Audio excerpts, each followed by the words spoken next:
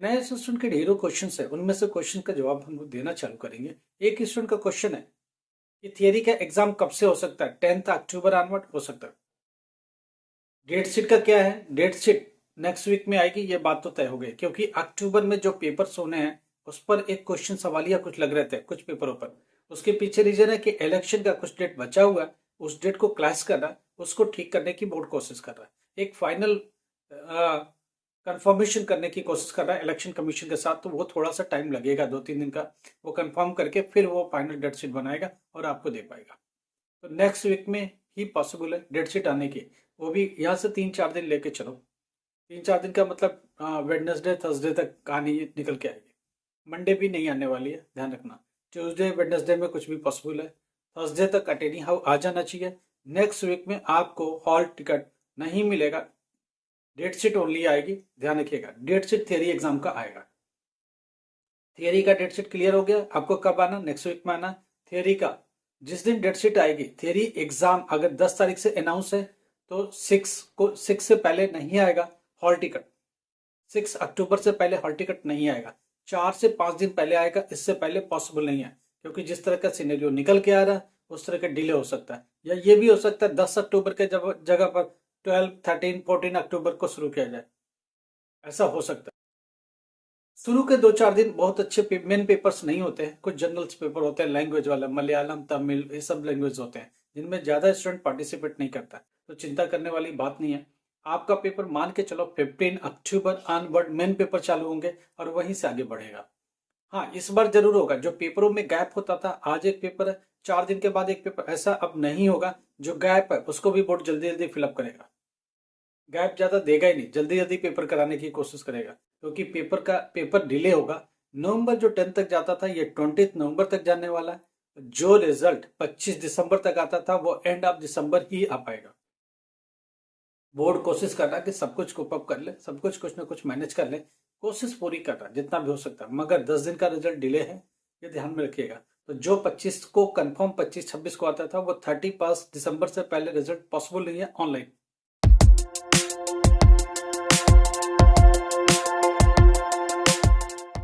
नमस्कार, आदाब, सत श्री अकाल। Myself Ahmad sir, education at the rate Ahmad sir. आपको पता हम लोग किस बारे में बात करते हैं? हम लोग एनआईएस पे बात करते हैं, एजुकेशन पे बात करते हैं। आपकी कोई भी एजुकेशनल प्रॉब्लम्स है, क्वेरीज है, उसे सुलझाते हैं, सुनते हैं और उसका समाधान निकालने की कोशिश करते हैं। और आपके लिए जो भी पॉसिबल अच्छा आंसर होता है या पॉसिबल रास्ता होता है वो बताने की कोशिश करते हैं।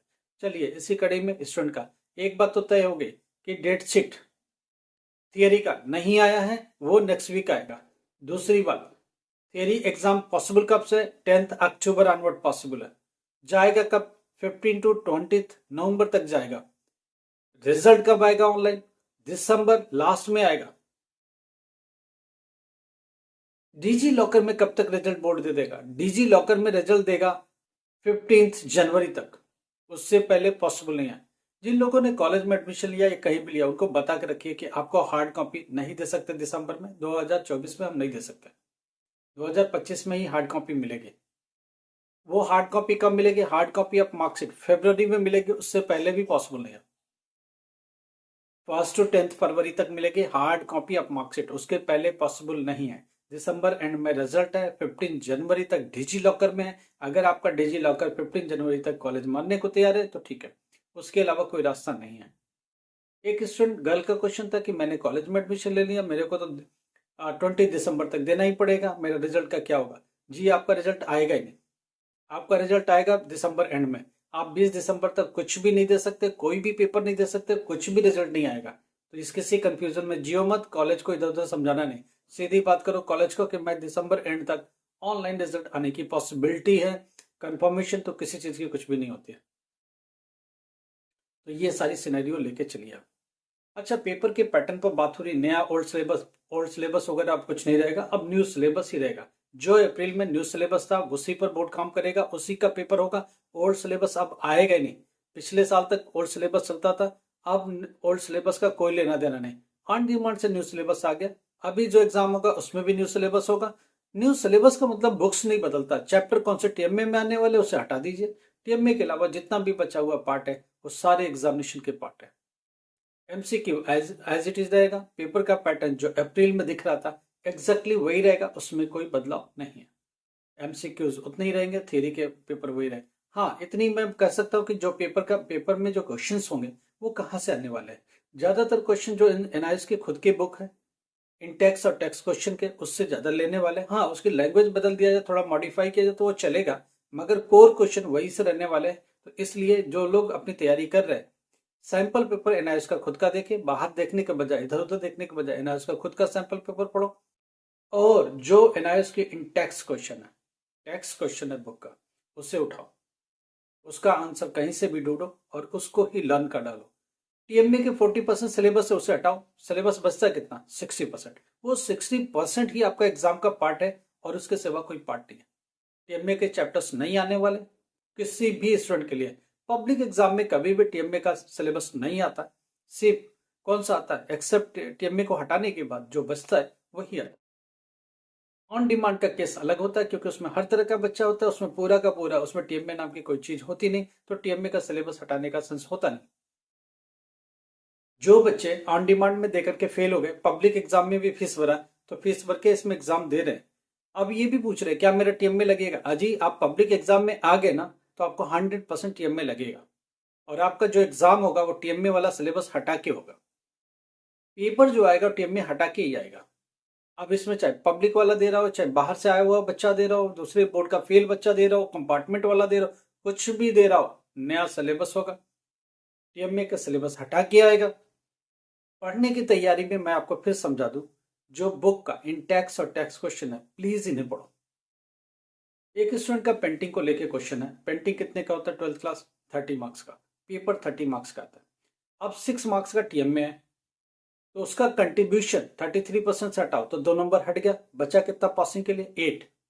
बोर्ड 7 भी अगर आ गया तो पास दे देगा, बोर्ड अगर 7 भी आया तो आपको पास दे देगा। 7 मार्क्स पेंटिंग में चाहिए, थियरी का 12th क्लास पास होने के लिए। तो इन चीजों का दिमाग में रखिए, किससे आप पास हो सकते हैं, कौन सा चीज आपके लिए हेल्प करेगा और कितने से आपका काम हो सकता है। हर सब्जेक्ट का अलग क्राइटेरिया कि जिसमें प्रैक्टिकल है उसमें प्रैक्टिकल के। जरा यहाँ बात करते हैं कितने मार्क्स में कौन पास हो सकता है। स्टूडेंट लगातार क्वेश्चन पूछा है, हिंदी है, इंग्लिश है, हिंदी और English 12th class, history, political science जिसमें प्रैक्टिकल नहीं है, टीएमए 20 का बचा 80 का, पास होने के लिए कितना चाहिए, 26 मार्क्स। अगर 26 मार्क्स थियरी में आ गए तो आप पास हो जाओगे। 26 मार्क्स थियरी में चाहिए सेपरेटली, टीएमए के मार्क्स इंक्लूड नहीं किए जाएंगे। टीएमए से सिर्फ 7 मार्क्स आता है, टीएमए के टोटल वेटेज 20% है, उसमें पास होने के लिए कितना चाहिए, 7 मार्क्स, तो 7 आएगा टीएमए से ऐड होने के लिए, और आपकी थियरी से आएगा 26 प्लस 7 मिलकर कितना हो जाएगा, 33%। आप पास हो जाते हो। किसमें, हिंदी में 26 ही है, इंग्लिश में 26 ही है, हिस्ट्री में 26 ही है, पॉलिटिकल साइंस में 26 ही है, जिसमें भी प्रैक्टिकल इन्वॉल्व नहीं है 12th क्लास, 26 ही है पास होने के लिए। अब बात थे प्रैक्टिकल सब्जेक्ट में, प्रैक्टिकल में होम साइंस है, ज्योग्राफी है, फिजिक्स है, केमिस्ट्री है। जरा प्रैक्टिकल को देखने की कोशिश करते हैं, क्या मार्क्स है, क्या सब्जेक्ट है, क्या पैटर्न है। टोटल पेपर कितने का, 100 का, 100 में से टीएमए यहाँ डिसाइड पहले नहीं होगा, पहले डिसाइड होगा कि कितने का टीएमए बनेगा और कितना प्रैक्टिकल है। पहले प्रैक्टिकल हटाओ, 20 मार्क्स प्रैक्टिकल, फिजिक्स ले लो, केमिस्ट्री ले लो, बायो ले लो, ज्योग्राफी ले लो, होम साइंस ले लो, इनमें से जरा प्रैक्टिकल हटाओ 20, बचा कितना, 80 का 20% टीएमए का पार्ट है, 16 मार्क्स, 16 मार्क्स का टीएमए है, तो 20 प्रैक्टिकल, 16 टीएमए, 36 अलग हो गया, बचा कितना, 64। यहाँ पास होने के लिए चाहिए 21। तो 12th क्लास में जिसमें प्रैक्टिकल सब्जेक्ट है like physics, chemistry, biology, home science, geography, ऐसे जितने भी सब्जेक्ट्स हैं उनका वेटेज का क्या कहानी है, पेपर बनेगा 64 का, 100 लिखा होगा मगर 64 में एग्जामिन होगा, प्रैक्टिकल 20 का, और जो टीएमबी है वो सिर्फ 16 मार्क्स का होगा। अब यहाँ क्वेश्चन पास होने के लिए कितना चाहिए, जरा आप देखने की कोशिश करो, आपका पेपर बना कितना, 64 का थियरी का पेपर रहेगा, 64 में पास होने के लिए कितना चाहिए, 21।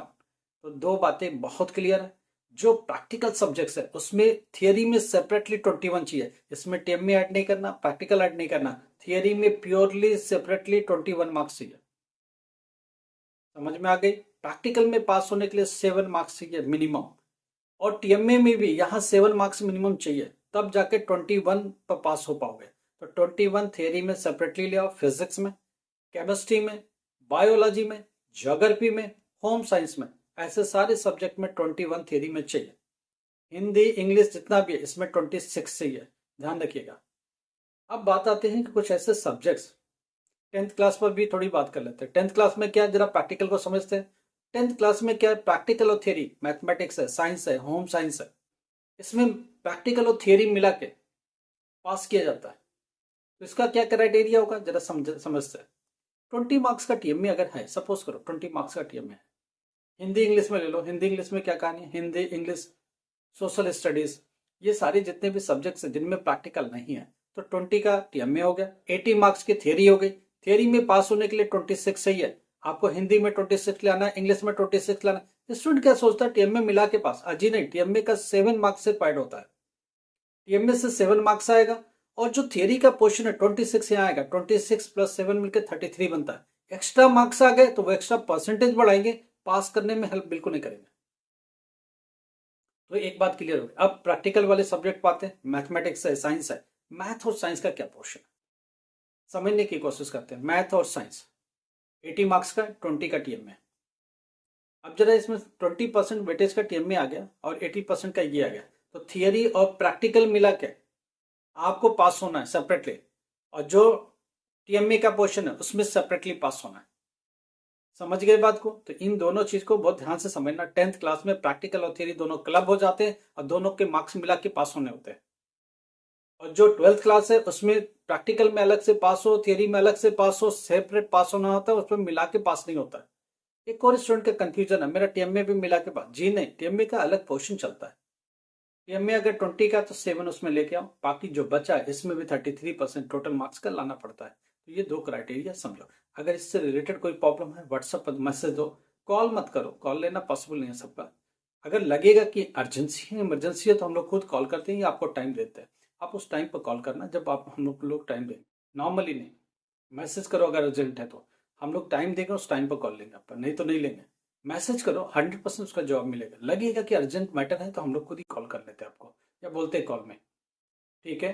कोई भी प्रॉब्लम है व्हाट्सएप पर डालो। एजुकेशन छूट गया, पढ़ाई छूट गई, बहुत साल हो गए, ग्रेजुएशन बीच में छोड़ दी, आपको उसका सोल्यूशन चाहते, हम लोग देखेंगे। कोई यूनिवर्सिटी ट्रांसफर ले लेगी क्या, क्रेडिट ले ले क्या, 1 साल का क्रेडिट मिल गया, 2 साल का क्रेडिट में फाइनल एग्जाम में सीधे बैठा सकते क्या। 2 साल किया हुआ फाइनल एग्जाम से चूक गए तो क्या वापस दूसरी यूनिवर्सिटी में जा सकते हैं। हाँ, क्रेडिट पॉलिसी बहुत सारी यूनिवर्सिटी में है, वो आपको इसका फायदा देगी। 2 साल का क्रेडिट ले लो, तीसरे साल में सीधे अपियर हो जाओ। तो इस फायदा को उठाने के लिए 100% आपको हम लोगों को मैसेज करना पड़ेगा और हम लोग आपकी मदद करेंगे। आपका डिप्लोमा बीच में छूट गया, बीटेक बीच में छूट गया, एमबीए बीच में छूट गया, बीबीए बीच में छूट गया, बीए छूट गया, क्या रिस्टोर कर सकते हैं? हाँ, कर सकते हैं ना। दूसरी यूनिवर्सिटी में क्रेडिट देते हैं और आगे की पढ़ाई को कंटिन्यू करते हैं। उसमें पढ़ाई ऑनलाइन एग्जाम का मोड ले लेंगे। आप कुछ भी जॉब कर रहे हो, कहीं भी बैठे हो, तो आपका ग्रेजुएशन कंप्लीट हो जाएगा, बाकी एजुकेशन भी कंप्लीट हो जाएगा। उसमें जो भी मदद पॉसिबल है हमारी तरफ से होगी। लाइक करो, शेयर करो, सब्सक्राइब करो। Thank you so much.